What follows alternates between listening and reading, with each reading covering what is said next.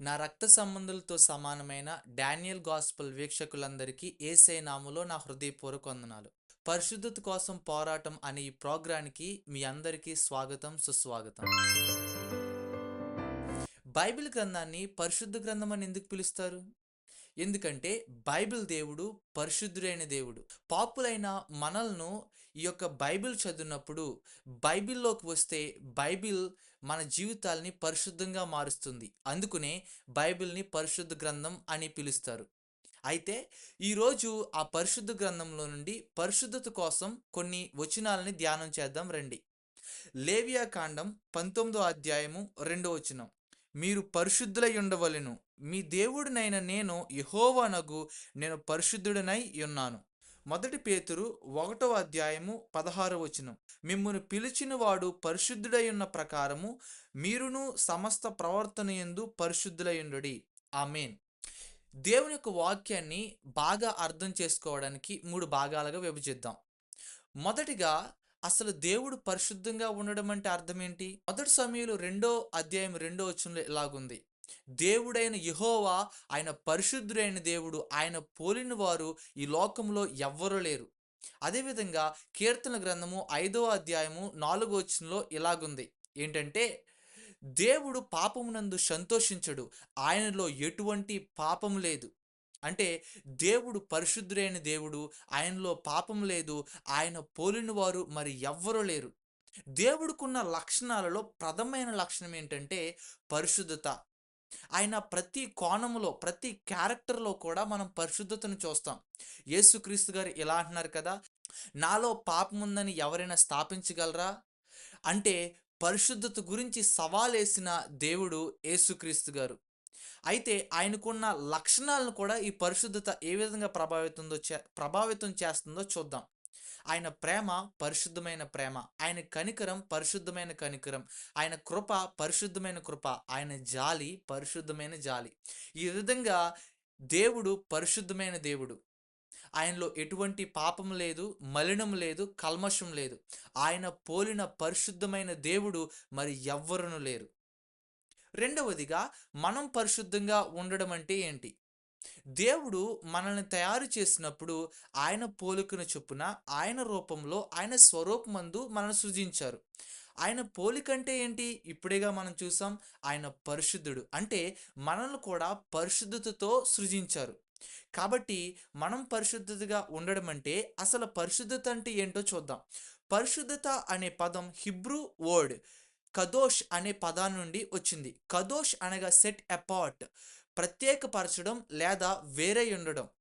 ఇశ్రాయేల్ ప్రజలతో దేవుడు, ఇదిగో మీరు ఈ దేశానికి వేరే జీవించండి, ఈ ప్రజల్లాగా మీరు జీవించొద్దు. అదేవిధంగా కొత్త నిబంధనలో పేతురు గారు సంఘానికి ఇలా చెప్తున్నారు, ఇదిగో మీరు ఈ లోక మర్యాదలను పాటించొద్దు, మీరు ప్రత్యేకంగా జీవించండి, మీరు పరిశుద్ధంగా జీవించండి, మీరు వేరే జీవించండి అని.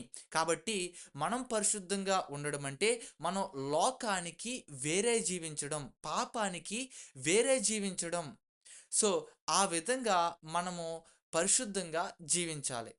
అయితే మూడవదిగా మనం పరిశుద్ధంగా ఎలా ఉండాలి అనంటే, మనం దేవునితో వ్యక్తిగత సంబంధాన్ని కలిగి ఉండడం ద్వారా మనం పరిశుద్ధంగా ఉండగలం. మనం ఎవరితో ఎక్కువగా అయితే గడుపుతామో మనం వాళ్ళలాగా అవుతాము. కాబట్టి మనం దేవునితో ఎక్కువగా సహవాసం చేస్తే ఆయన పరిశుద్ధుడు గనుక మనం కూడా పరిశుద్ధంగా ఉంటాము. పరిశుద్ధ వాక్యాన్ని మనం ధ్యానించాలి. పరిశుద్ధులతో సహవాసం చేయాలి. పరిశుద్ధుడైన దేవునితో మనము సహవాసం చేస్తే అప్పుడు మనం కూడా పరిశుద్ధంగా ఉంటాము. ఇప్పుడు సముద్రంలో ఉన్న నీళ్ళన్నీ ఉప్పగా ఉంటాయి. కానీ దాంట్లో ఉన్న చేప రుచిగా ఉంటది. ఆ చేపని అడిగితే, చేప నువ్వు ఎందుకు ఇలా రుచికరంగా ఉన్నావో, నువ్వు ఉన్న సముద్రం అంతా ఉప్పగా ఉంది కదా అంటే, చేప ఇచ్చే సమాధానం ఏంటి తెలుసా? దేవుడు నాకు 2 మొప్పలిచ్చాడు. ఆ 2 మొప్పల సహాయంతో ఈ ఉప్పు నీటినంతటిని కూడా నేను శుభ్రం చేస్తున్నానని. అలాగే ఒక క్రైస్తవుడు ఈ పాపలోకంలో పరిశుద్ధంగా జీవించాలంటే ఎలాగో తెలుసా?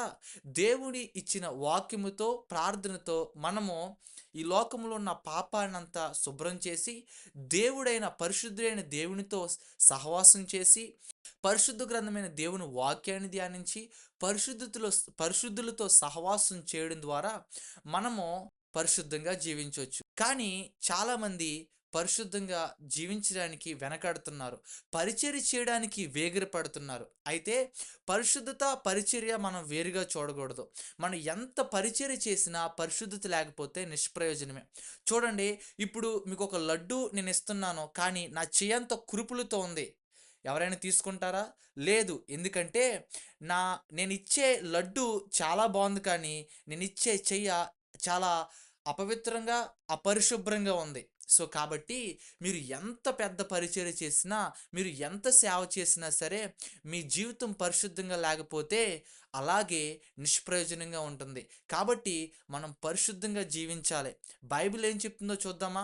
లేవికాండము 17 అధ్యాయంలో, ఇదిగో యాజకుడు అతి పరిశుద్ధ స్థలంలో అడుగుపెట్టే ముందు పరిశుద్ధంగా లేకుండా ఒక చిన్న పాపంతో అడుగుపెట్టినా మరణిస్తాడని మనం చూస్తున్నాం. 24 కీర్తన 3 చరణంలో మనం చూసినట్లయితే, ఆయన పరిశుద్ధ స్థలంలో నిలవదగిన వాడెవరు? హృదయ శుద్ధి గలవాడే గదా! మత్తయి సువార్త 5వ అధ్యాయం 8వ వచనంలో, హృదయ శుద్ధి గలవారు ధన్యులు, వారు దేవుని చూచెదరు అని. రోమీయులకు రాసిన పత్రిక 6వ అధ్యాయం 22వ వచనంలో, దేవునికి దాసులైనందున పరిశుద్ధతయే ప్రతిఫలమని.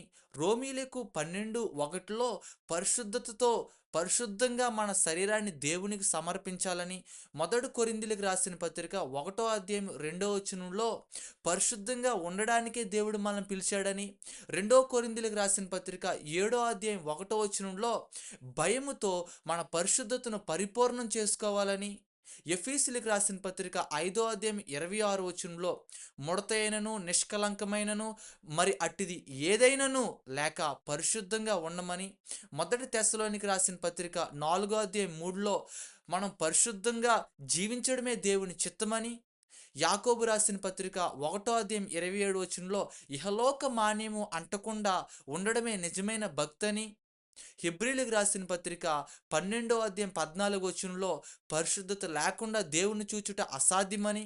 ప్రకటన గ్రంథము 21వ అధ్యాయము 27వ వచనంలో పరిశుద్ధత లేకుండా నిత్య జీవములోకి అడుగు పెట్టడం అసాధ్యమని. పరిశుద్ధత, పరిశుద్ధత, పరిశుద్ధత, పరిశుద్ధత. పరిశుద్ధంగా జీవించాలి, పరిశుద్ధంగా చావాలి. దేవుని పిల్లల్ని దేవుడు కోరుకునేది ఏంటంటే పరిశుద్ధంగా జీవించాలని. దేవుని పిల్లలారా, ఈరోజు దేవుని యొక్క ఆశని, దేవుని యొక్క హృదయాన్ని మనం గమనించినట్లయితే ఆయన పిల్లలు పరిశుద్ధంగా ఉండాలని కోరుకుంటున్నాడు. తెలుగు క్రైస్తవులారా, మేల్కొనండి. పరిశుద్ధంగా జీవించడానికి దేవుడు మనందరినీ ఆహ్వానిస్తున్నాడు. ఈరోజు పరిశుద్ధంగా జీవిద్దామా? పరిశుద్ధంగా జీవించడం అసాధ్యమా? లేదు, సాధ్యమే. అది యోసేపుకు సాధ్యమైంది, నెహెమ్యాకు సాధ్యమైంది, దానియేలుకు సాధ్యమైంది, అపోస్తలులకు సాధ్యమైంది. పరిశుద్ధంగా జీవించాలని ఆశ ఉంటే ఆశగల ప్రాణాన్ని తృప్తిపరిచే దేవుడు నా దేవుడు. పరిశుద్ధంగా జీవించడానికి సహాయం చేస్తారు. ఆత్మీయ జీవితంలో పడడం లెగడం, ఇంకంతమాల పడడం లెగడం, పడడం లెగడమే అయితే మనం ఎప్పుడు పరిశుద్ధంగా జీవిస్తాము? మనం పరిశుద్ధంగా బ్రతకాలి, పరిశుద్ధంగా జీవించాలి, పరిశుద్ధం కోసం పోరాడాలి. అందరూ కూడా స్టేటస్ కోసం, డబ్బు కోసం, పదవుల కోసం, అధికారం కోసం, పరిచర్య కోసం పరుగులు పెడుతున్నారు. కానీ మనం పరిశుద్ధత కోసం పరుగులు పెడదాం, పరిశుద్ధత కోసం పోరాడదాం, పరిశుద్ధత కోసం మనం జీవిద్దాం, పరిశుద్ధత కోసం ప్రాణాలైనా తెగించేవారుగా మనం ఉండాలి. ఈ తరంలో ఒక పరిశుద్ధుల గుంపు లేగాలి. ఒక్క పరిశుద్ధతతో దేశాల్ని దేవుని వైపు త్రిప్పాడు యోసేపు. ఈరోజు నువ్వు ఉన్న ప్రదేశంలో ఎంత పెద్ద పరిచర్య చేయ అవసరం లేదు. నువ్వు పరిశుద్ధంగా జీవిస్తే చాలు, నీ పరిశుద్ధతే ఒక పరిచర్యగా మారుతుంది. కాబట్టి దేవుని వాక్యం వింటున్న ప్రియ స్నేహితులారా, దేవుని పిల్లలారా, ఈరోజు పరిశుద్ధంగా బ్రతకాలని ఒక తీర్మానం తీసుకుందామా? పరిశుద్ధత కోసం అన్నీ ఒకసారే కాదు, కానీ ఒక్కొక్కటిగా ప్రతి వారం దేవుని వాక్యంతో నేను మీ ముందుకు వస్తాను. మీరందరూ కూడా ఎదురు చూడండి. ఈరోజు మనం పరిశుద్ధత కోసం నేర్చుకున్నాము. నేను పరిశుద్ధంగా బ్రతకాలి అని తీర్మానం తీసుకుంటే ఈరోజు నాతో కలిసి ప్రార్థనలు ఏకీభవిస్తారా? యేసయ్యా, మీరు మంచి దేవుడు, గొప్ప దేవుడు. పరిశుద్ధత కోసం మీ వాక్యం ద్వారా మాతో మాట్లాడారు. యేసయ్యా, మేము పరిశుద్ధంగా బ్రతకడం నీకు ఇష్టం ప్రభా. మేము పరిశుద్ధంగా జీవించడం నీ ఆశ ప్రభా. నీ పిల్లలుగా మేము పరిశుద్ధంగా జీవించడానికి సహాయం చేయండి. మీరు పరిశుద్ధుడు, మేము పరిశుద్ధులుగా ఉండడానికి మీ పోలికలో మమ్మల్ని సృజించారు. యేసయ్యా, పరిశుద్ధత లేకుండా నిన్ను చూడడం అసాధ్యం ప్రభా. పరిశుద్ధత లేకుండా ప్రభా పరలోక రాజ్యంలో చేరడం అసాధ్యము తండ్రి. యేసయ్యా, మమ్మల్ని పరిశుద్ధులుగా ఉండడానికే మీరు పిలిచారు ప్రభా. దేవా, పరిశుద్ధులుగా జీవించడం నీ చిత్తం ప్రభా. ఆ పరిశుద్ధంగా జీవించడానికి నీ కృపను, నీ సహాయాన్ని దయచేయమని యేసయ్య నామములో ప్రార్థిస్తున్నాం తండ్రి. ఆమేన్. మీకు ఏదైనా ప్రార్థనవసతులు ఉంటే కనిపిస్తున్న మొబైల్ నెంబర్కి మీ ప్రార్థనవసతులు పంపించండి. మీకోసం మేము తప్పకుండా ప్రార్థన చేస్తాము. మరలా వచ్చే వారం కలుసుకుందాం. అప్పటి వరకు దేవుని మహాకృప కాపుదల మీకు తోడై ఉండును గాక. ఆమేన్.